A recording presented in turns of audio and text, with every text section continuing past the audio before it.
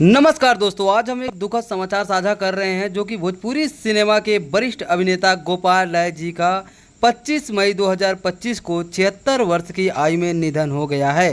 जी हाँ दोस्तों, गोपाल राय जी ने अपने कैरियर की शुरुआत 1987 में फिल्म गंगा किनारे मोरा गांव में असिस्टेंट के कैमरामैन के रूप में की थी। इसके बाद उन्होंने 38 वर्षों तक भोजपुरी सिनेमा में सक्रिय रहते हुए 100 से अधिक फिल्मों में अभिनय किया। उन्होंने खेसारी लाल यादव, पवन सिंह निरहुआ जैसे सुपर स्टार कलाकारों के साथ काम किया है। उनकी सहज और प्रभावशाली अभिनय शैली के कारण वे दर्शकों के बीच में आज भी लोकप्रिय हैं। उनका अंतिम संस्कार कल किया जाएगा और गोपाल राय जी बहुत बड़ी बड़ी हिट फिल्में दिए हैं जिनके अभिनय का हम लोग मोहताज रहेंगे। और जहां भी हों उनकी आत्मा को भगवान शांति दे। सत सत नमन करता हूं।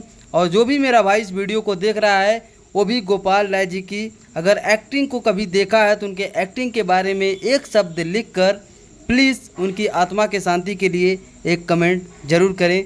धन्यवाद।